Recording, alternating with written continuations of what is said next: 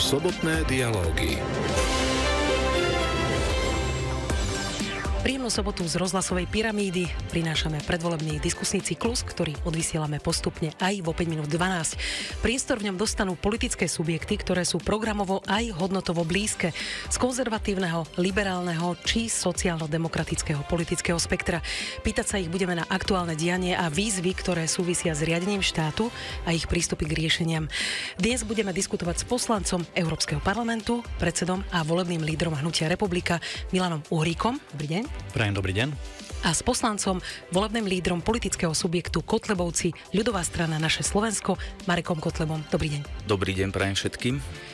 Podotýkam, že pozývali sme aj zástupcu Slovenskej národnej strany. Naše pozvanie však neprijala. Reláciu vás prevádza Marta Jančkárová.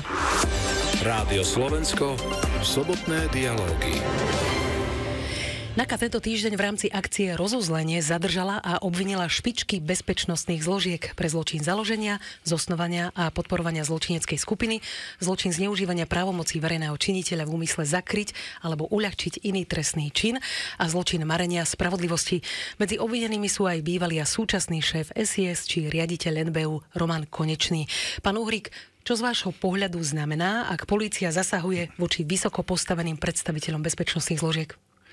Poprosím vás, aby sme si to najprv zhrnuli, čo sa stalo.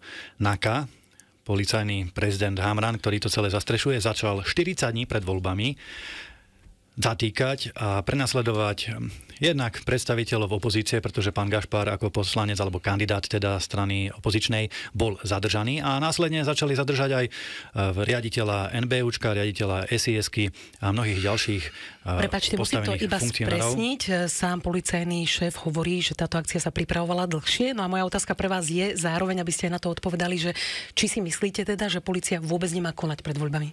Ja si myslím, že polícia má konať, len sa mi zdá byť podozrivé, že koná akurát pred voľbami za 3,5 roka, čo mali možnosť všetko vyšetriť, všetko dotiahnuť do konca. Oni sa rozhýbali akurát 40 dní pred voľbami. Aj slepému pre pána Jána musí byť zrejmé, že je to súčasť politickej kampane. A pozrime sa na to, ako vystupuje aj policajný prezident Hamran. Pán Hamran, je to len taká vizuálna pikoška, ale kedy ste ho naposledy videli vystupovať v policajnej uniforme ako policajného prezidenta?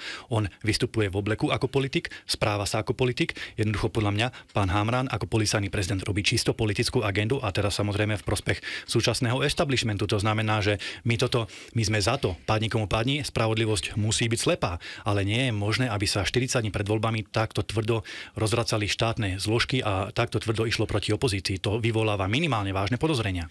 Vy hovoríte, že v prospech súčasného establishmentu, ale to tak celkom nie je, pretože je tam aj pán Aláč, ktorého navrhol vtedajšiemu premiérovi Hegerovi práve líder tej bývalej koalície, pán Kollár. Je rozdiel, keď má polícia rozviazané ruky a keď je otrhnutá z reťaze. Toto pripomína bohužiaľ skôr už ten druhý scenár. To znamená, že skutočne pán Hamran ako policajný prezident spolu so svojimi ľuďmi, Čurilovcami, idú veľmi tvrdo proti aj policajnej inšpekcii, aj proti Slovenskej informačnej službe. Len si pre pána Jána spomeňme na to, čo napríklad hovorili Čurilovci, čo si vypisovali medzi sebou o policajnej inšpekcii, ako pani Santusovú kopnú do pí, nechcem to samozrejme hovoriť, ako je podpalia auto a zároveň treba dodať, že tam boli aj zmanipulované niektoré prepisy, ktoré napokon znamenajú niečo iné. Budeme o tom ešte hovoriť, ale nech dostane priestor aj pán Kotleba. Nie je táto akcia predsa aj dôkaz o tom, že jednoducho polícia skutočne má rozviazané ruky, že koná aj voči niekdajšiemu establishmentu, aj voči tomu nedávno minulému a tiež mala by prestať konať podľa vás voči akýmkoľvek vysoko postaveným predstaviteľom alebo kandidátom vo voľbách? Polícia má konať s každým človekom rovnako. Či je z takého spektra alebo z takého, pretože polícia má byť nezávislý orgán, ale vidíme, že čo sa teraz deje, že polícia je vlastne nástroj vlády, lenže povedzme si, že kto si tú NAKU vytvoril. Teraz nemôžu smeráci plakať na to, že NAKA ich rieši, pretože NAKA bol ich výmysel na to, aby takisto vytvorili politickú políciu, ktorá bojovala proti opozícii, lebo my z ľudovej strany Naše Slovensko sme to zažili, nás tiež kukláči brali a tiež sme mali takéto isté problémy. Ale polícia má konať. Len najsmutnejšie na Slovensku je to, že policajný prezident sa vyjadruje vo všetkých médiách a už tí ľudia navodzujú v sebe nejaký dojem, že on je vlastne rovno aj sudca. Čiže ak chce polícia takéto veci riešiť, mala by to samozrejme riešiť, ale nemusí to riešiť, tak to ukázalo. To, že sú voľby alebo nie sú voľby, je úplne jedno, lebo kto porušuje zákon, má byť stíhaný stále. Ale je tu taký precedens, ktorý je veľmi nepríjemný, pretože ak polícia zakročí proti napríklad šéfovi SIS, tak šéf SIS je v kontakte s viacerými spravodajskými službami z Európy aj z celého sveta a potom to vrhá veľmi zlé svetlo práve na celú spravodajskú službu aj na celé Slovensko. Pán Kotleba, ale policajný prezident iba zdôvodňoval ten zásah NAKA. Nie sú to práve politici, ktorí svojimi vyjadreniami robia rozruch? Nemali by si počkať na ten verdikt súdov? Takto. Všetci dobre vieme, teda aspoň tí, čo vedia, ako to funguje. Súd koná, až keď dostane celý spis spracovaný. Čiže policajný prezident sa už teraz vyjadruje v médiách, ako keby on už odsúdil tých ľudí, ktorí sú stíhaní, alebo teda voči ktorým bolo zahájené trestné stíhanie. Čiže my si musíme počkať na verdikt súdu, ktorý určí a či vôbec, veď my sa bavíme, oni sú zatiaľ iba buď obvinení a niektorí sú svedkovia. Veď to práve hovorím. Súdy a predtým ešte prokuratúra. Títo všetci musia najprv konať, aby sme potom videli, či tá akcia bola alebo nebola odôvodnená. Áno, ale vidíme, že čo sa teraz už v médiách rozpráva. Čiže ak chceme o niekom hovoriť, že je taký alebo onaký, počkajme si na výsledky súdu a neriešme už teraz dopredu, keď nemáme na stole žiadne priame nejaké svedecké dôkazy. O chvíľu dostane priestor aj pán Uhrík. Hovorili ste na úvod svoje úvodné myšlienky. Dajme teraz priestor, pripomeňme slova prezidentky Zuzany Čaputovej po Bezpečnostnej rade práve k tejto téme. Nech sa páči. Stručne a na záver to teda zhrniem. Poprvé, orgány štátu, ktorých predstaviteľov sa týkali včerajšie kroky polície, sú funkčné a ich riadna činnosť je zabezpečená. Po druhé, legitímny priestor pre vyvodenie zodpovednosti v polícii by sa otvoril vtedy, ak by súdy po postupe polície skonštatovali nedôvodnosť trestného stíhania. Ako som už spomenula, dnes v tejto situácii nie sme. Po tretie, postup polície sa deje pod kontrolou prokuratúry a súdov, ako to prikazuje zákon, a žiaden policajný prevrat sa na Slovensku nekoná. A ešte si vypočujme aj slová povereného premiéra Ľudovíta Odora po tej istej Bezpečnostnej rade. Nik nie je nedotknutelný, ak poruší zákon.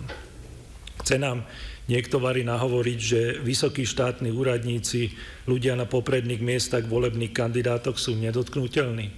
Od akého momentu máme ich považovať za beztrestných? Ako náhle sa dostanú na kandidátku? A ktorých ľudí sa to týka? Prvých 10 na kandidátke, prvých 20 alebo celých 150? Kto sú tí beztrestní ľudia? Nikto tam taký nemôže byť a preto budem vždy obhajovať profesionálny výkon polície bez ohľadu na farbu politického trička. Ani polícia však nemôže robiť samozrejme, čo chce. Najbližšie hodiny a dni ukážu, či sa s obvineniami polície stotožní aj prokuratúra a súdy. Oni, a nie politici, nie prezidentka či premiér rozhodnú o tom, či došlo alebo nedošlo k porušeniu zákona. Pre mňa sú dôkazy kľúčové a nie pocity. Pán Uhrík, tak teda ešte raz aj otázka pre vás. Nemali by politici, vrátane vás, počkať na to, čo povedia prokuratúra a súdy?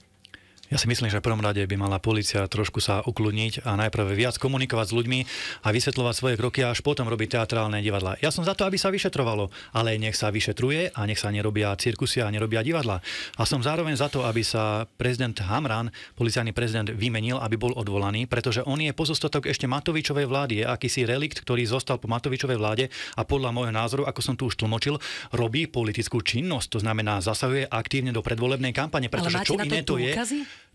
Čo iné je, keď zoberie predstaviteľa, vysokého kandidáta opozičnej strany. Ja viem, že pán Odor povedal, a správne, buďme objektívni, že ani kandidáti na politických stranách pred voľbami nie sú nedotknutelní. Nemali by byť nedotknutelní, ale povedzte mi, aká je štatistická pravdepodobnosť, že práve teraz, akurát po 3,5 roku, polícia začne konať akurát práve proti opozičným predstaviteľom. Ale pán Uhrík, prináleží nám to vôbec takto hodnotiť? Veď vieme, že z nedávnej minulosti za toho istého vedenia polície sme tu už mali desiatky ľudí, ktorí sa už popriznávali napríklad aj ku korupcii. To znamená, že nedá sa spochybniť, že tá polícia už svojou prácou dospela aj k odhaleniu niektorých trestných činov. Práve preto hovorím, že ja som za to, aby sa vyšetrovala aj korupcia predminulej vlády, keď sú tam nejaké korupčné podozrenia alebo korupčné kauzy, nech sa to vyšetri a nech platí rovnaký meter na každého. A určite hnutie Republika nepatrí k tým, ktorí budú robiť z pána Bedra alebo pána Košča nejakých politických disidentov alebo nebude aj nejaké politické obete politického prenasledovania. To v žiadnom prípade. Ale zase zasahovať takto tvrdo proti predstaviteľom opozičných strán, opozície a proti iným štátnym orgánom práve v čase predvolebnej kampane považujem za vážne ohrozenie volieb, za vážne ohrozenie právneho systému na Slovensku, právneho štátu a vidíme, že to strašne polarizuje spoločnosť. Doslova to bičuje emócie do krajnosti. Ľudia sú proti sebe extrémne rozoštvávaní, dokonca do takej miery, že musela byť zvolaná aj Bezpečnostná rada štátu, čo len potvrdzuje tie podozrenia, že situácia je zlá. Pán Uhrík, ale keby v tej blízkej alebo vzdialenejšej budúcnosti prokuratúra a súdy povedali, že áno, naozaj tieto skutky sa stali a tí ľudia budú odsúdení, tak potom zmeníte retoriku? Keď budú odsúdení, potom je to druhá vec. Len treba si počkať, nech sa to urobí v pokoji, v kľude. A teraz poviem slovo, na ktorým sa treba zamyslieť, aby sa to urobilo uveriteľným spôsobom. Pre verejnosť uveriteľným spôsobom. Nie týždeň pred voľbami, kedy tomu naozaj nikto neuverí a každý bude vedieť, že to je súčasť predvolebnej kampane. Takto by polícia pracovať nemala, veď aj jej by malo záležať. A posledná veta. Pán Hamran sa snaží možno, že týmto očistiť nejak svoju povesť nejakého politického aktivistu, ale práve takýmito krokmi polície si tú svoju povesť politického aktivistu potvrdzuje. Pán Kotleba, ako by mala teda konať polícia z vášho pohľadu, aby neboli ani len podozrenia z toho, že niečo je príliš okázalé, alebo že niečo je politicky motivované?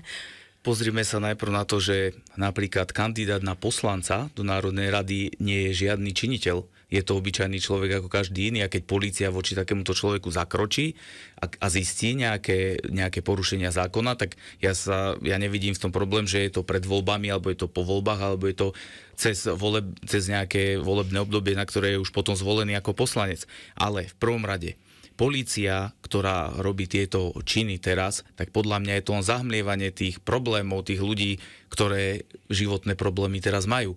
A tým, že máme plné médiá toho, že Hamran dá vyhlásenia, že toho zatknú alebo toho zatknú, tak pozrime sa na to, aká prokuratúra bude dozorovať tieto prípadné trestné činy, pretože je to špecializovaná prokuratúra a potom špecializovaný trestný súd a veľakrát sa stalo, že ak súd aj vydal rozhodnutie špecializovaný, tak potom najvyšší súd takéto rozhodnutia zrušil.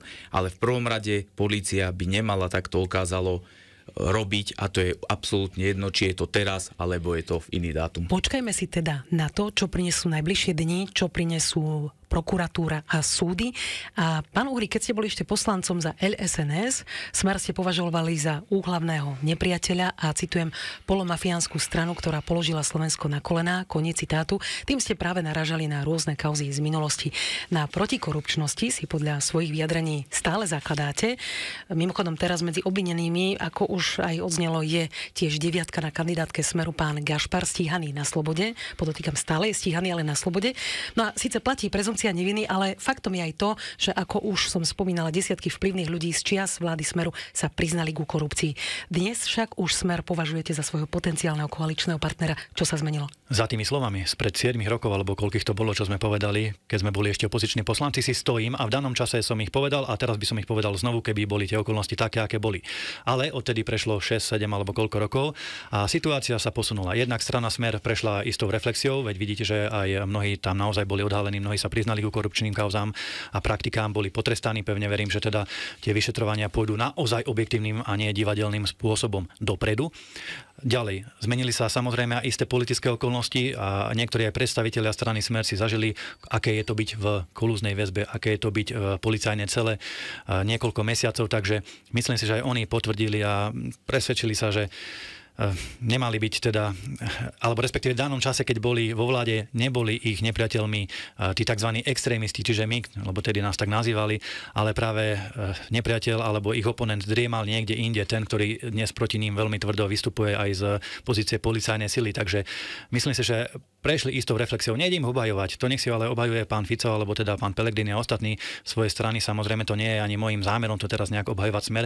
Ja neviem garantovať, že či Smer je alebo nie je polomafiánska strana. Na to sa spýtate pána Fica. Ja jediné, čo viem garantovať, že keď bude hnutie Republika vo vláde so Smerom alebo aj s inými stranami, v žiadnom prípade nedovolíme návrat toho systému našich ľudí alebo nejakých Kočnerov a podobných do štátnej správy. Tu sa opýtam konkrétne, lebo v prípade účasti vo vláde máte záujem o ministerstvo vnútra, obrany alebo o SIS, tak len stručne, čo by ste zmenili? No práve o tieto ministerstva máme záujem a ja verejne vyhlasujem, že v prípade, ak by sme mali ísť do vlády so Smerom, tak čisto z politických, pragmatických dôvodov by sme mali určite záujem o jednu silovú zložku, pretože, no povedzme si rovno, žiadna strana, ktorá bola so Smerom vo vláde, tú vládu neprežila na sledujúce voľby. Čiže vy by ste to riskli? My by sme to riskli, pretože Hnutie Republika nie je od Smeru závislé. My sme sebavedomá hrdá strana, ktorá má veľmi silný potenciál, silné voličské jadro a samozrejme aj členskú základňu, takisto aj odborné zázemie. Takže ja sa nebojím tej vlády, ani so Smerom, ani iných vlád samozrejme, veď cieľom politickej strany má ísť do vlády a nie byť navždy v opozícii, ale určite by sme mali záujem o silové zložky, aby sme mohli kontrolovať aj našich koaličných partnerov, či náhodou nerobia nejaké nekalosti. Poďme k tej politickej spolupráci ešte. Pán Kotleba sa usmieva. SNS v minulosti hlasovalo so Smerom. Bolo to napríklad v prípade zastropovania veku odchodu do dôchodku. Pán Robert Fico vám dokonca vtedy ako strane aj poďakoval. Z hľadiska vašich preferencií je to síce momentálne hypotetická otázka, ale aký je váš postoj k prípadnej povolebnej spolupráci so Smerom? Viete, pre mňa je volebný prieskum len jeden, a to sú voľby, lebo to je jediný relevantný prieskum a ja na tieto prieskumy, ktoré sa teraz niekde uvádzajú, neverím, to je jedna vec. Druhá strana, ľudová strana, naše Slovensko nie je módna strana, čiže my si držíme stále jednu cestu, jednu líniu, jeden krok a my nebudeme teraz za to, že teraz je Smer v móde, tak budeme so Smerom. Potom bude iná strana v móde, zase zmeníme. Nie, ľudová strana drží slovo, drží krok. To je jedna vec. A my sme povedali, my budeme vždy hlasovať za každý jeden dobrý zákon, ktorý môže pomôcť ľuďom na Slovensku žiť. Pretože ak sa budeme pozerať na to, kto ten zákon predkladá, tak nie je potom možné, aby sme ľuďom zmenili život, pretože my sme hlasovali aj za návrhy Smeru, hlasovali sme takisto aj za návrhy, dajme tomu SAS alebo Igora Matoviča, pretože ak sú zákony dobré, ktoré môžu pomôcť ľuďom, my za to vždy zahlasujeme, len mňa mrzí to, že sa veľmi politikárči a každý za tie hlasy chce niečo a vymieňa a dohaduje sa a tak ďalej, pretože keby všetky politické strany boli ako ľudová strana naše Slovensko a hlasujeme spoločne za dobré zákony, tak mohol sa tu život zmeniť, ale ja Dobre, ale vrátim sa k tej otázke, pán Kotleba, keď dovolíte. Aký je teda váš postoj k prípadnej povolebnej spolupráci so Smerom? Čiže keď ste už spolu hlasovali, asi s tým nemáte problém? Takto. My budeme, ak by išlo o vládu, tak my si vieme predstaviť spoluprácu s každou jednou stranou, s ktorou budeme mať prienik v našom programe a ktorá bude akceptovať naše požiadavky. Pretože my sme jediná strana, ktorá otvorene povie, že sme za vystúpenie z Európskej únie a z vystúpenie NATO. Inú stranu politickú tu nemáme. Vzhľadom na politické preferencie, takto krátko pred voľbami, sme už v tomto štúdiu naposledy mali dokonca výzvu na odstúpenie tých ostatných, ktorí sa uchádzajú o podobného voliča. A teda sa vás, páni, chcem opýtať, keďže napriek pánu Kotlebovi, ktorý vlastne hovorí, že tie prieskumy preferencií on nepovažuje veľmi za relevantné. Ja predsa ocitujem ten posledný prieskum agentúry AKO pre reláciu Na hrane TV Joj. Podľa neho LSNS má 0,3%, čiže 0,3% voličských preferencií momentálne a Republika 6,3%. Čiže, pán Uhrík, vás sa opýtam najprv, očakávali by ste, keďže bojujete od toho istého voliča a stáli by ste o to, aby sa napríklad LSNS vzdala vo váš prospech tesne pred voľbami? Ja si myslím, že by to malo byť istým rozumným krokom zdôvodnené a malo by to byť tak spravené, pretože nemá zmysel skutočne trieštiť tie hlasy. Treba si uvedomiť, že do parlamentu sa dostane možno len zo pár strán a každý jeden poslanec bude chýbať a je škoda, keď ľudia budú voliť strany, ktoré možno, že považujú síce za dobré, ale jednoducho tí poslanci, tých kandidáti zostanú vonku pred dverami parlamentu a nebudú môcť hlasovať, nebudú môcť bojovať proti tomu liberalizmu, progresivizmu. Budú môcť síce vykrikovať z ulice, ale to je asi tak všetko, čo spravia. Preto my sa snažíme a vždy sme aj boli zástancovia toho, aby tie pronárodné sily mali nejaký konsolidovaný spoločný postup. A mrzí ma, že napríklad aj pán predseda Danko dnes neprijal sem pozvanie, pretože tiež som sa s ním chcel normálne ľudsky porozprávať. A čomu to pripisujete? Neviem, či má nejaké obavy, alebo či sa bojí nejaké argumentácie, alebo teda už pristúpil na nejakú argumentáciu liberálov, že s nami sa nediskutuje, alebo niečo podobné. Neviem, treba sa jeho spýtať. V každom prípade my nevylučujeme spoluprácu ako Hnutie Republika ani s ľudovou stranou naše Slovensko, ani so Slovenskou národnou stranou, ani s nikým, kto má podobný prenik v programe, ako máme my. To je prirodzené. Sami vládu nezložíme, to je asi sotva niekto tak naivný. A jednoducho potrebujete mať nejakých koaličných partnerov, o tom politika je ohľadený prienikov. Keďže Čiže ste povedali, že by ste to považovali za rozumné, aby sa strana pána Kotlebu vzdala vo váš prospech. Už ste aj iniciovali nejaké rokovania? Rokovania sme neiniciovali. Predpokladám, že je to výsledok nejakej logickej úvahy, aby tie hlasy jednoducho neprepadli. Tak sa opýtajme pána, ktorý vlastne reprezentuje danú stranu. Ja som povedal už v tej vete predtým, že my podporíme každú jednu stranu, ktorá má také ciele ako my. Ale my teraz vidíme, že sme jediná politická strana, ktorá chce vystúpenie z NATO a vystúpenie z EÚ. Pretože takisto pán Danko, keby tu bol, on jednoznačne stojí za hodnotami Európskej únie a za hodnotami NATO. Takisto hnutie Republika je opäť to isté. Nechce vystúpenie NATO, nechce vystúpenie z EÚ. A pozrime sa potom aj na tých ľudí, ktorí kandidujú, tí ľudia, alebo tie politické strany, ktoré si teraz hovoria, že sú národné strany, tak v minulosti dokázali to, že napríklad Slovensko zbavili suverenity, zbavili koruny a teraz napríklad pán poslanec, čo bol vtedy Rafaj, kandiduje za hnutie Republika, ktorý hlasoval za Lisabonskú zmluvu a takisto hlasoval za euro. Takže ja neviem, či národný znamená si hovoriť, že sa zobudím a som národný, ale treba politikov súdiť podľa činov, nie podľa rečí. A vidíme, že slovenský volič proste sa ani nechce riešenia, chce iba nejaké sľuby. Pán Kotleba viackrát spomenul vystúpenie z Európskej únie, napríklad, aby sme to už trošku posunuli. V tomto máte podobné ciele, spochybňujete Európsku úniu a NATO a hovoríte o vystúpení z nich. Ale aká je alternatíva pre Slovensko, pán Uhrík? Dobre, trošku zareagujem na pána Kotlebu. Viete, ja nepovažujem za správne teraz strieľať na všetky strany a strieľať aj do iných vlasteneckých strán, pretože logická otázka je, že potom s kým vlastne chcete, aj Marek, na teba otázka, vládnuť, teda ak všetci sú podľa vás zlí a nikto nie je hodný toho, aby s vami mohol spolupracovať. Tak sa jednoducho politika robiť nedá. Navždy budete v opozícii s 0, neviem koľkými percentami a nepresadíte zo svojho programu nikdy nič.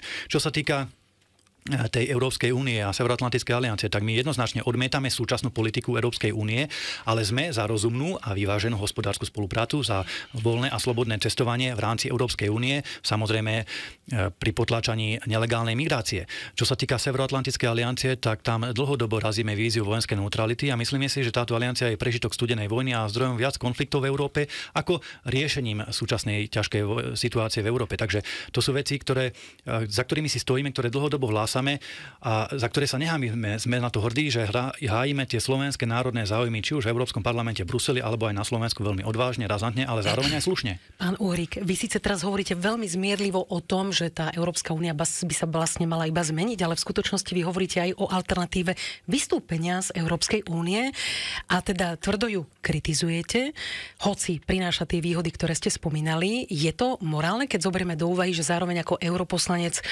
beriete plat okolo 10 000 eur. Je teda morálne brať takýto vysoký plat od inštitúcie, ktorú takto spochybňujete? Pani Mazar, čo je toto za otázka, prosím vás to?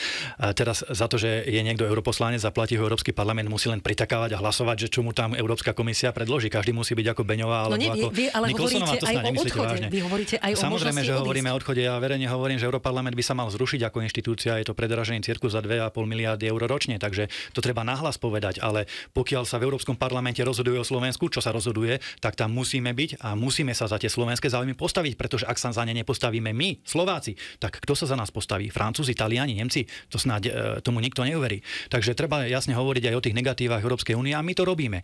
My sme za hospodársku spoluprácu, my si plne uvedomujeme, že Slovensko ako malá krajina nemôže byť nejaká autarkia, uzavretá ekonomika, žiletkové ploty okolo hraníc, lebo by nás každá jedna väčšia veľmoc veľmi rýchlo dokázala skúpiť, či už Čína, Japonsko, Rusko, Amerika alebo ktokoľvek iný. My musíme ako malé európske štáty navzájom hospodársky spolupracovať, ale na vyváženej báze a my sme ako Slovensko nevstupovali do Európskej únie preto, aby nám Brusel určoval, ako má vyzerať naša rodina, aké homosexuálne zväzky máme uznávať, koľko imigrantov máme príjmať alebo koľko hmyzu máme jesť namiesto hovädzieho mäsa. Za to sme do únie nevstupovali. Veď, ale to nám nikto ani nenariaduje, pán Uhrík, to je zavádzanie. To je zavádzanie. To je iba možnosť, ktorá existuje. Návrhy na imigračné kvóty boli niekoľkokrát, teraz sa schválil nový imigračný pakt. Hmyz takisto sa postupne začína pretláčať a začínajú sa zakazovať hovädzie stáda, pretože vraj produkujú emisie, vadím, že jednoducho kravy prdia, keď to mám tak vulgárne povedať. Takže... Ale štát, predsa každý národný štát má právo k tomu povedať svoj postoj, pán Uhrík. Zatiaľ áno, ale aj tu sú už úvahy a zámery zrušiť to právo veta, napríklad v Európskej rade, aby sa hlasovalo kvalifikovanou alebo obyčajnou väčšinou. A to znamená, že veľké štáty, Nemci, Francúzi, Taliani by nás prehlasovali vo všetkom. Ale to ešte na dlhú diskusiu. Už tieto návrhy sú už na stole. No a keď pán Uhrík hovorí o tom, že Európska únia by sa mala vrátiť k hospodárskemu spoločenstvu, lebo to hovoril aj vo viacerých medializovaných rozhovoroch, tak nie je pravda aj to, že Európska únia bola od začiatku politický projekt zároveň, ktorý mal zabezpečiť dlhodobý mier na kontinente, čo sa aj podarilo? Veď krajiny, ktoré proti sebe bojovali, sa podieľali na vzniku Európskeho spoločenstva uhlia a ocele, takže pôvodné suroviny vojny sa využili ako nástroj zmierenia. Nie je nebezpečné, pán Kotleba, práve v dnešnej dobe hovoriť o vystúpení z Európskej únie a NATO? Pozrime sa takto, čo bolo, ale teraz je Európska únia čisto politický pakt, ktorý nám určuje, ako my na Slovensku máme žiť. A my nemôžeme zabúdať, kto nás do jadra Európskej únie dostal a my s takýmito ľuďmi potom máme tvoriť vládu. Veď my tiež tvoríme Európsku úniu, tiež si môžeme povedať. Prepáčte, ale môžem zasiahnuť. Teda ja sa chcem Mareka verejne spýtať, s kým chce ísť do vlády, lebo to oni odmietajú všetkých, ale ma nechal dohovoriť dobre, lebo nebudeme sa hádať. Budete mať prístor, pán Dostali sme sa do jadra Európskej únie, kde Európska únia nám určuje kvóty migrantov a teraz vidíme, že napríklad v Banskej Bystrici, kde bol športový klub, kde bol výcvik detí, kde trénovali deti, tak teraz sa z toho stal imigračný tábor. A toto chceme? A to nejde, to sa nedá jednoducho, že túto pán Uhrík povie, že ideme reformovať Európsku úniu. A čo on príde a povie, že ja chcem reformovať Európsku úniu, na Slovensku nechceme imigrantov, to je naozaj veľmi naivné. Čiže my, ak sa proti tomu nepostavíme, tak môžeme mať veľký problém. Ale čo je teda alternatíva? Ja som bol v Srbsku, ja som bol v Maďarsku, mal som tam stretnutie s priamo orgánmi, ktoré toto riešia a majú s tým veľký problém. Našťastie Maďari ešte to nejako držia. Ale jednoducho, my, ak budeme, a tá Európska únia bude stále pritvrdzovať stále nové, veď vidíme, aké nezmysly nám predkladá do našeho parlamentu. A vidíme teraz, že nariadenia Európskej únie sú nadradené našim zákonom. Veď tohto sa musíme zbaviť, to je jedna vec. A povedzme si na rovinu, ja sa za to vôbec nehanbím, že do tohto jadra Európskej únie nás dostal práve pán Danko a strana Smer. Takže teraz oni precitli, oni sa zobudili a zistili, že to je zlé, že to chcú inak. Veď oni jednoducho stále budú robiť iba to, ako im páni z Bruselu alebo z Washingtonu nakážu. Ja len mierne opravím, vy ste mali na mysli pána Fica, nie pána Danka, ale čo sa týkové toho prípadného vystúpenia z Európskej únie... Môžeme si tu ocitovať Dankové Ja len chcem dodať, že keď už hovoríme o takejto možnosti, napríklad Británia vystúpila z Európskej únie a podľa súčasných prieskumov to už veľká väčšina obyvateľstva ľutuje. A vlastne za tým boli práve tie rôzne populistické vyjadrenia politikov. Nemyslíte si, že to je naozaj nebezpečné práve teraz hovoriť o strate toho spoločného priestoru, ktorý zdieľame v Európskej únii? Nemyslím si. Británia sa slobodne rozhodla. To rozhodnutie je právoplatné. Vidíme, že odstredivé tendencie v Európskej únie časom vzrastajú a neklesajú. Vzrastajú preto, lebo Európska únia je čoraz viac politický projekt a tie štáty nesúhlasia s tým, ako sa Brusel k nim správa. Vidíme, že aj Maďari, aj Poliaci takisto už sa začínajú búriť. Takisto v Taliansku vznikla vláda, ktorá je veľmi konzervatívna, vo Fínsku a tak ďalej. Čiže tá politická situácia sa veľmi mení a budúci rok budú eurovoľby, ktoré budú podľa mňa referendum o Európskej únii. No ale chcem sa spýtať, rozumiem, prepáčte, ale iba dodám, veď ale Brusel, to sme aj my. Nemôžete hovoriť, že Európska únia sa nejako správa voči členským štátom, veď členské štáty tvoria tú úniu a spolu rozhodujú. No veď a práve preto my hovoríme, že treba sa pokúsiť tú úniu zreformovať, ale nie ide to cez Europarlament, lebo však Slováci tam majú 14 poslancov zo 705, tam neurobíte nič, aj keď sa všetci postavíte na hlavu, jednoducho parlamentná matematika tam nepustí, ale v Európskej rade ešte stále platí právo veta a my spolu s Maďarmi a Poliakmi vieme zablokovať tie nezmysly, tie veci, s ktorými nesúhlasíme. No a to stále vieme sa to postaviť. Áno, a práve preto potrebujeme byť súčasťou vlády, aby sme vedeli tie slovenské záujmy hájiť a nie ako premiér Heger, keď sa tam chodil len kláňať a na všetko pritakávať. Takže treba trošku tie slovenské záujmy chrániť aj v tom Bruseli sebavedome, asertívne a trošku odvážne, lebo hovorím, zopakujem, keď sa my nepostavíme za naše vlastné záujmy, kto sa za nás postaví? Nikto. Tak zase treba povedať aj B, že nedá sa takto zovšeobecňovať a takto tvrdiť, pretože napríklad v prípade energetickej krízy tam Slovensko malo jasnú pozíciu, ktorá hájila naše záujmy a bolo to v prípade aj iných tém, ale hovorme teraz o Severoatlantickej aliancii. Pán Kotleba, vy tvrdíte, že teda Slovensko by nemalo patriť do NATO, ale malo by byť neutrálne, na tom sa vlastne obaja zhodnete.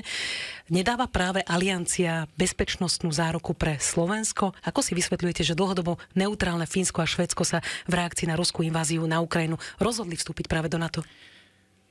Pozrite sa, ja nevidím, prečo my by sme sa mali ako Slovensko zapájať do nejakých konfliktov, kde my s tým absolútne nič nemáme.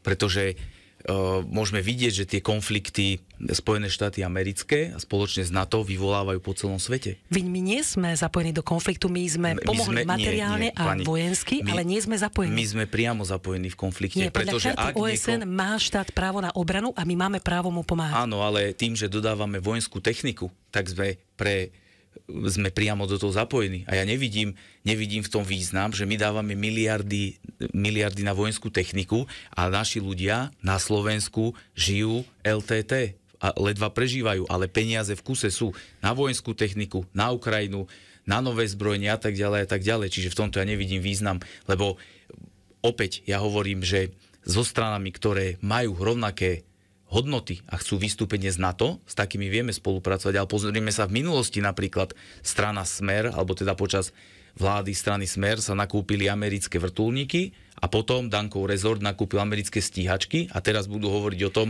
že aké je to nesprávne. Späť k otázke, pán Kotleba, čím si vysvetľujete, že práve dlhodobo neutrálne Fínsko a Švédsko sa teraz rozhodli vstúpiť do NATO? Rozhodli sa, dali si žiadosť, uvidíme, že ako to celé dopadne. Pravdepodobne majú nejakú obavu z konfliktu. Vieme, že mali s Ruskom nejaké historické konflikty, ale my na Slovensku sme absolútne antikonfliktný typ, veď naši ľudia chcú len mier a pokoj.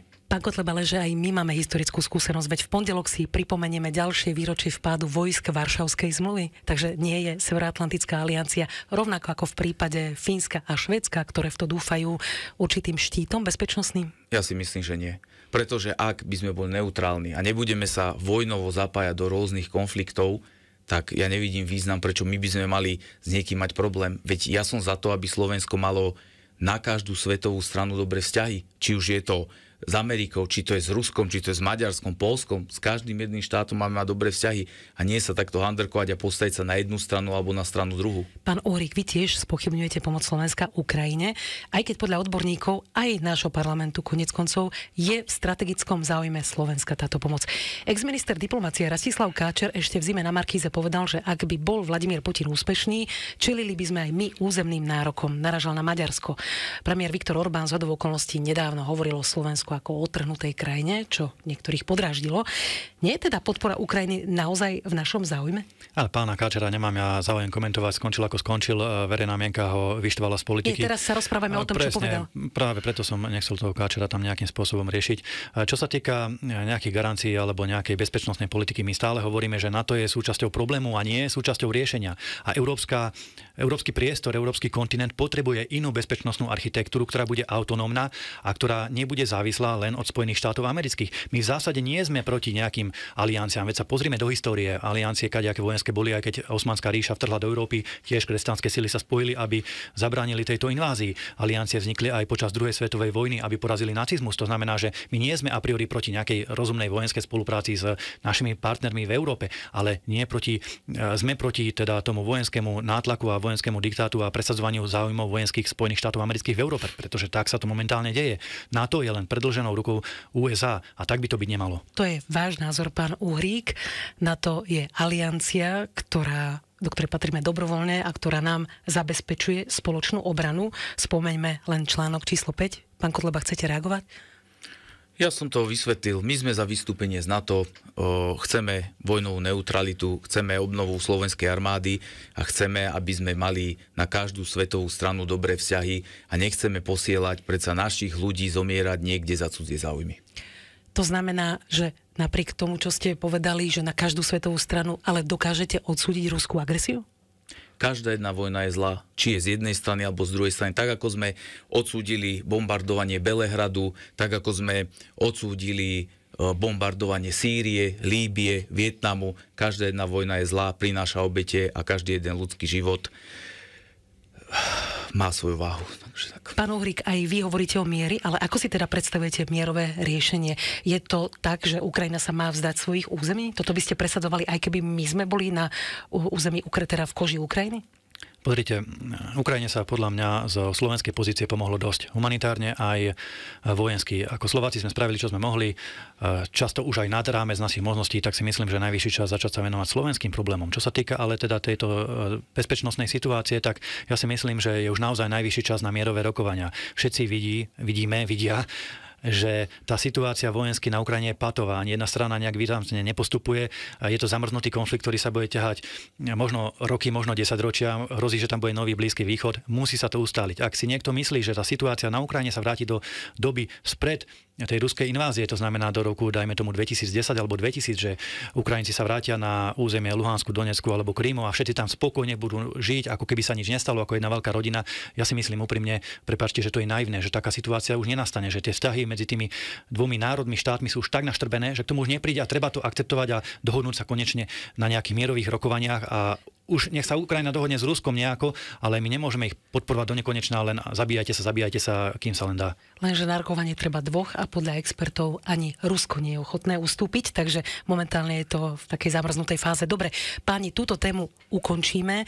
Už pán Uhrík spomínal, že treba sa venovať aj tým témam, ktoré momentálne trápia na Slovensku ľudí, čo sa týka tej domácej scény, hoci samozrejme aj Ukrajina je zo strategického hľadiska tiež dôležitý problém. Je tu pomoc s energiami ako jedna z tém. Poverená vláda hovorí o adresnej pomoci.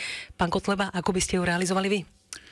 Veľmi jednoduchým spôsobom. Pretože bolo by to síce z hľadiska, bolo by to dlhšie, ale jednoducho my musíme opäť zoštátniť strategické podniky. Pretože my, ak nebudeme mať energie vo svojich rukách a budeme energie nakupovať na burze, ktorá môže meniť tie ceny, tak jednoducho do nekonečna sa tým ľuďom nie, že nedá pomáhať, lenže tá cena sa môže meniť. Raz bude taká a Slovák bude trpieť. Čiže my sme za zoštátnenie strategických podnikov, sme za zoštátnenie elektrární a jednoducho najsmutnejšie bolo to, že vláda počas vlády Smeru odstavila 2 bloky jadroelektrárne, čiže naše riešenie je jasné. Ako si to odštátnenie predstavujete v prípade podniku, ktorý vlastne je súkromná spoločnosť? No, museli by sme to vykúpiť. Máme na to? Peniaze sa určite nájdú, pretože pozrime sa, okoľko zadlžili počas vlády Igora Matoviča Slovensko a keby sme tie peniaze vedeli adresne použiť na vykúpenie elektrárni, tak sme to už dávno mohli mať. Pomoc išla občanom v rôznych podobách, aj firmám, nielen v súvislosti s energiami, o tom ešte budeme hovoriť. Pán Uhrík, ako vy si predstavujete cielenú pomoc? Treba jednoznačne vrátiť strategické podniky naspäť do rúk štátu a zrušiť nezmyselné protiruské energetické sankcie. Pre mňa, za mňa nech sa je Únia aj s Rusmi hádžu na seba sankcie o zabavovaní nejakých jacht miliardárom, to ma nezaujíma. Ale tieto energetické sankcie, ktoré ničia obyvateľstvo a priemysel, treba zrušiť, pretože vidíme, že aj tak tomu Rusku neobližujú. Ale no zároveň to nie je pravda, pretože podľa ekonómov práve že teraz viete, že sa oslabil rubel okrem iného a z dlhodobého hľadiska alebo v strednodobom horizonte to môže znížiť chuť Ruska možno, že na ďalší výpad? Môže, ale nemusí. Vidíme, že ruská ekonomika na druhej strane stále rastie napriek tomu, že je vo vojnovom režime. A čo sa týka tých riešení, tak napríklad považujeme za chybu, že Sulík ako minister hospodárstva neodkúpil východoslovenskú energetiku v danom čase, ktorá je vysokozisková spoločnosť, na ktorú Slovensko malo predkupné právo a mohli sme to získať. Čo sa týka zoštátnenia, spýtali ste sa pána Kotlebu, no my by sme to určite nekupovali za trhovú cenu, ktorú by si stanovili nejakí majitelia zahraniční strategických podnikov alebo napríklad elektrárni. Určite by sme najprv vytvorili legislatívne prostredie, nastavili situáciu tak, aby to jednoducho odpredať chceli. Poviem príklad, zvyšli by sme poplatky za ukladanie jadrového paliva na úroveň, ktorá by bola pre nich nerentabilná a skôr či neskôr by sami prišli, že dobre, chceme sa tých elektrární zbaviť. Môžem? Vidíte, spôsob sa vždy nájde, len treba chcieť. A toto si ľudia musia uvedomiť, že keď budú tie energie, dajme tomu budúci rok, také vysoké, že prečo budú také vysoké? Ovplyvňuje to Európska únia, pretože ak by sme nemali sankcie na Rusko a nakupovali energie stade za normálnych okolností, tak tá cena by vôbec taká vysoká nebola. Rozumiem, ale máme nejaký iný nástroj, ako sú sankcie voči Rusku? A prečo by Slovensko malo trpieť za to, že Európska únia zavedie sankcie náš proti sused, pán Kotleba. Je náš sused, dobre, ale prečo Slováci, chudáci, ktorí tu naozaj majú existenčné problémy, by mali trpieť za to, že Európska únia urobila sankcie voči Rusku? Preto, lebo podľa odborníkov by prípadné napadnutie ďalšie Ukrajiny, ďalšie územia mohlo byť aj ohrozením Slovenska. A preto to sme za vystúpenie z Európskej únie, aby ľudia netrpeli za rozhodnutia nejakých bruselských úradníkov. Dobre, vrátim sa ešte k energetike a k samosprávam, teda k cenám energií. tie nakoniec nedostanú 108 miliónov eur na kompenzácie, keďže peniaze vláda nenašla, ale poverený premiér Ľudovít Odor prišiel s novým návrhom, a to odpustenie covidových pôžičiek v budúcom roku, čo je na úrovni 152 miliónov eur, a tiež vyplatenie 54 miliónov eur. Tá ďalšia pomoc by mala byť len individuálne na základe dát. Ako by ste problém samosprávy riešili vy, pán Uhrík? Jednoznačne v rozpočte by sa našli prostriedky. Bolo tam strašne veľa neviazaných rozpočtových prostriedkov, ktoré si ešte Matovič ako predkladateľ rozpočtu nechal schváliť s tým, že boli účelovo neviazané. Chcel on tedy ako minister financií o nich rozhodovať sám. Druhá vec je, že viete odpustiť samosprávam 152 miliónov eur. To je síce fajn, aj samosprávy poďakovali za to, ale na druhej strane vy, keď ste ako rodina, dajme tomu v situácii, že na účte máte nulu, v septembri musíte zaplatiť 100 eur a súčasne dlžíte niekomu 100 eur a niekto vám zruší ten dlh 100 eur, tak to neznamená, že v septembri budete mať na zaplatenie tých ďalších 100 eur. Takže treba tým samosprávam pomôcť, ale treba to robiť adresne, najmä tým, ktoré to najviac potrebujú. Treba ale sa z celej tejto nešťastnej situácie hlavne poučiť, pretože toto je opäť dôsledok a pozostatok nešťastnej vlády, ktorá schválila rozpočtovo nekryté výdavky, opatrenie za 500 miliónov eur, ktoré pomohli teda schváliť aj túto kolegovia z ľudovej strany Naše Slovensko, keď držali Matoviča pri moci, aby neboli predčasné voľby skôr. A to nebolo kryté a teraz bohužiaľ žneme tie negatívne následky. Malo sa to robiť normálne slušne. Ale nepodielala sa na tom aj opozícia, keď schválila niektoré také návrhy v parlamente, ktoré práve že majú tie veľké nároky na štátnu kasu? My sme také návrhy nedávali. My sme také návrhy ani neschvalovali. Jediný návrh, ktorý náš prešiel, je povinné zverejňovanie zápisníc z volebných komisí, čo je transparentnosť volieb. A valorizácia dôchodkov? Valorizácia dôchodkov je správna vec, tým dôchodcom sa ale treba pomôcť. No ale tiež sú to výdavky. Samozrejme, že sú to výdavky, ale pre pána Jana nemôžeme porovnávať výdavky na valorizáciu dôchodkov s Matovičovými nápadmi na krúžkovné, ktoré napokon aj sami zrušili, lebo to bolo nevykonateľné a bola to jednoducho a skrátka s prepáčením hlúposť. Páni, tak na záver ešte sa vrátim k tej politike, pretože máme krátko pred voľbami a budeme hovoriť aj o tom, že už ste to čiastočne aj spomínali, že s kým spolupracovať a s kým nie. Pán Kotleba, váš koaličný potenciál naráža najmä na to, že kritici vás označujú za extrémistov, fašistov či sympatizantov fašizmu alebo neonacizmu. Vy sa voči tomu vymedzujete. Na strane druhej váš brat Marian Kotleba prišiel o poslanecký mandát práve preto, že ho Najvyšší súd odsúdil za to, že šekmi v hodnote 1488 eur verejne sympatizoval s neonacizmom. Nie je teda tá kritika oprávnená? Takto. Povedzme si, že ľudová strana má ako jediná papier z Najvyššieho súdu o tom, že nie sme žiadna neonacistická strana. Ďalšia vec, mali sme tu tie šeky, za ktoré vlastne Marian Kotleba nemôže kandidovať, ale teraz sa tu už vo veľkom spomína, že vlastne kto bol vtedy marketingový šéf a kto to vlastne celé vymyslel. A možno Milan Uhrík môže byť aj rád, že Marian Kotleba nie je žiadny bonzák a natierač, pretože možno by tu ani nesedel, to je jedna vec. Moment, tak toto teda rozveďme, čiže pán Uhrík, vy ste boli za tou myšlienkou? Prosím vás, toto je teraz blúd, ktorý LSNS sa začala šíriť, že vraj ja som vymyslel šek 1488. Ja som v živote sa v takýchto symbolikách, číslach nevyžíval, ja som nepil vodku s bromexinom, ja som nehľadal čertovať jablov na bankovkách. Ale poznáte význam tej symboliky. Poznáte význam tej symboliky. Som ho vtedy. Nemal som ja obchod KKK, ako mali bratia Kotlebovci, kde predávali 8,8% zľavy. Ja to neodsudzujem, pre mňa, ja to nepovažujem za extrémizmus. To sú hlúposti a myslím si, že Marian Kotleba za to nemal byť odsudený, ale poprosím aj túto kolegu Kotlebu, aby prestali používať argument, lebo Uhrík a hádzať všetku špinu na nás, ktorí sme 2,5 roka dozadu odišli. Už nech prestanú fňukať a nech sa sústredia na vlastnú stranu, na vlastnú politiku a na budúcnosť strany a nehádzali všetko na nás, čo sme naozaj už pomaly pred 3 rokmi odišli. To je ako naozaj smiešné a detinské. Prepáčte. Možno je to pánov Uhríkov názor. 1488 predsa podľa neho to nevymyslel on. Dobre, ja o tom nebudem vravieť. Ale potom by som sa pána Uhríka spýtal na jednu, alebo Milan, spýtal by som sa na jednu vec, že vy keď ste odišli, podpísali ste čestné vyhlásenia. Keď ste išli do parlamentu a čestnom vyhlásení bolo, že ako náhle vystúpite z klubu, zdáte sa mandátov. A to ste nedodržali. Tak ako chcete potom vašim voličom, ktorých chcete teraz získať, garantovať niečo, že budete držať líniu. Poslanci, ktorí podpísal napríklad Mazurek. To je jedna vec. A ako chcete garantovať potom vašim voličom, že takisto, ako ste oklamali ľudovú stranu, neoklamajte aj ich, to je jedna vec. Ďalšia vec, keď sa bavíme o tých 1488, máme predsa zmluvu, kde Milan Uhrík daroval 14 880 eur strane ľudová strana Naše Slovensko. To som ešte nezažil, aby ma Kotlebovec obviňoval. Je to pravda, pán Uhrík, alebo nie? By som chcel teda nejaké vyjadrenie. Páni, musíme už končiť, tak potrebujem jasné a stručné vyjadrenie. Pán Uhrík, je to pravda? Ja som dostal faktúru, ktorú som zaplatil, to nebola moja nejaká táto, že ja som si to číslo vymyslel. Nikdy som sa s tým nechválil, nepropagoval som to, čiže úplne každý človek raz zaplatil niečo za 88 alebo neviem koľko eur. Čiže Spejme k záveru, aby to bolo korektné, pánovi Kotlebovi som pripomenula minulosť. Aj vašou súčasťou je LSNS, teda vašej minulosti. Pán Uhrík, vy tiež ste sa preslavili napríklad tým vyjadrením, že nie ste historik a neviete, aké boli historické okolnosti. No ale napríklad pri prezidentovi vojnového štátu Jozefovi Tisovi ste dokázali zaujať jednoznačný postoj napriek tomu, že nie ste historik. Označili ste ho doposiaľ za jediného skutočného slovenského prezidenta, ktorý zastával práva Slovákov. To podľa vás prejavil aj tým, že vyznamenal nemeckých vojakov, ktorí okrem príslušníkov slovenskej armády a partizánov povraždili aj tisíce civilistov? Pozrite, ja si myslím, že históriu by mali posudzovať historici a nie politici, lebo potom to dopadne tak, ako keď Šeliga hovorí, že Slovensko oslobodili Američania a nie Rusi. A čo sa týka týchto vecí, Kiska takisto povedal, že nie je účtovník a nikto si z neho nerobí srandu. Samozrejme, tá história je kontroverzná, každý na tom môže mať nejaký pohľad. Ja si myslím, že by sme sa aj nemali venovať. Sú to veci spred 80 rokov, dôležitá aj súčasnosť.